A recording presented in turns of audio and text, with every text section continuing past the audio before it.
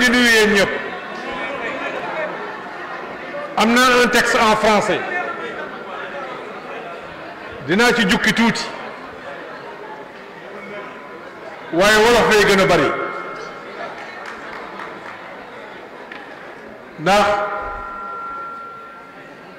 sunu responsable au niveau des bases muy les collectivités territoriales président de conseil maire député haut conseiller collectivités territoriales comme économique et sociale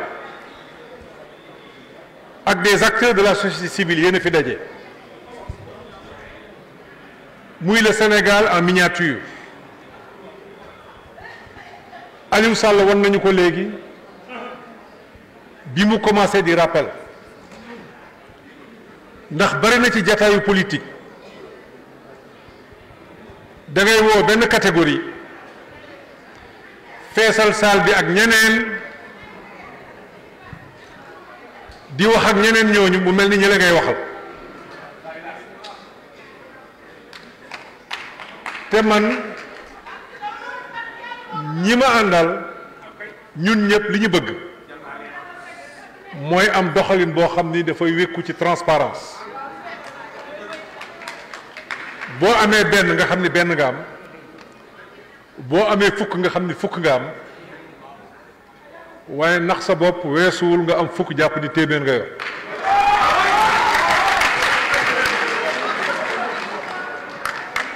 looloo tax maire yi bindu yépp ñëw fi ci seen coobare ñu tudd leen après lañ ma jox ay këyit yu bari ci ñoo xam ne dañ leen tëb tout comme jot naa ay message yu bari léegi ci ay département yoo xam ne waxtu wii ñuy wax ak yéen ñu ngi dajee pour fekk si ñu mën a ànd ci jàmm mën a ànd ci jàmm mën a ànd nawle ñun ñëpp ñu xool nan la ñu mën a jàppale sunu réew ci jàmm ak salaam ma leen di sant nag bu baax di leen gërëm mais bi ñu xëyee tey yàlla dafa dogal benn kilifa bu ràññeeku ci Sénégal muy président Amadou Mahtar Mbow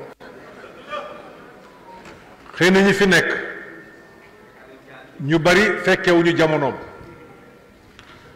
waaye jëfam wax nañ ko démb dund nañ ko tey te dina jariñ Sénégal ëllëg bu Sénégal ñàkkee ku mel noonu ak ku day noonu dafa war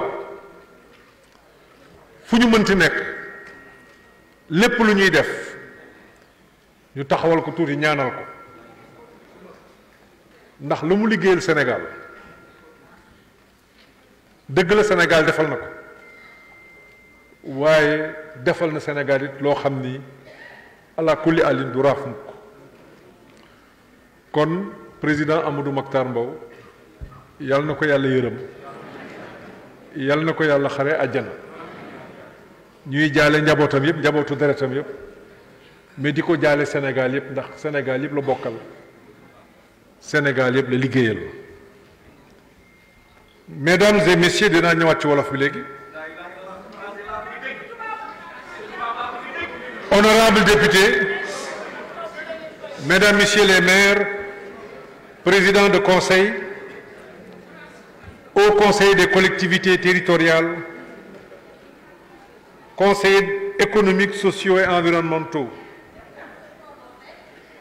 c'est avec une grande fierté et un sens aigu des responsabilités que je m'adresse à vous aujourd'hui. Votre présence ici témoigne de l'engagement indéfectible qui nous lie tous dans une cause commune, celle de bâtir un Sénégal meilleur, un Sénégal fort de ses institutions et de sa démocratie.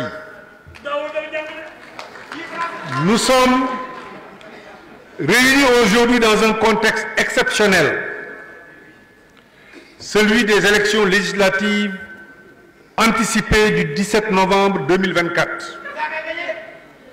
Un moment clé pour notre avenir commun. Vous, élus, représentant les collectivités territoriales et acteurs engagés, êtes des figures incontournables de cette préparation. Vous êtes à l'avant-garde de notre combat politique et institutionnel. Il nous revient de nous organiser, de nous coordonner, de nous préparer ensemble pour affronter ce défi avec le sérieux et l'engagement que le peuple sénégalais attend de nous. Ce rendez-vous électoral n'est pas un simple moment politique, c'est une opportunité historique de renouveler le contrat de confiance entre les citoyens et leurs représentants, de renforcer nos institutions et de remettre notre pays sur la voie de la stabilité, de la croissance et du progrès. Mais cela ne sera possible que si nous travaillons en synergie, unis autour d'un même objectif. Je vous ai convié ici, aujourd'hui, pour discuter des modalités concrètes de notre participation à ces élections. Ensemble, nous devons élaborer une stratégie claire et solide qui nous permettra de garantir une victoire éclatante dans la transparence et dans la dignité. Je compte sur votre engagement total, sur votre expertise et sur votre connaissance du terrain pour faire en sorte que cette campagne soit à la hauteur des attentes du peuple sénégalais. Notre mission est grande, mes chers amis. Elle dépasse les simples intérêts partisans. Nous avons l'obligation de préparer ces élections avec responsabilité, dans un esprit de paix et d'unité. Dans cet effort collectif, je veux rendre un hommage aux jeunes et aux femmes qui représentent l'âme et l'avenir de notre nation. Vous le savez, leur mobilisation sera cruciale pour notre succès. Nous devons être capables de les fédérer autour de notre vision, de leur donner confiance en l'action politique et de les encourager à prendre part activement à ce processus électoral. À cet égard, je ne peux ignorer le drame que vivent certains de nos jeunes et de nos femmes qui, dans leur quête d'un avenir meilleur, prennent des risques incommensurables, notamment en traversant la mer dans des conditions périlleuses.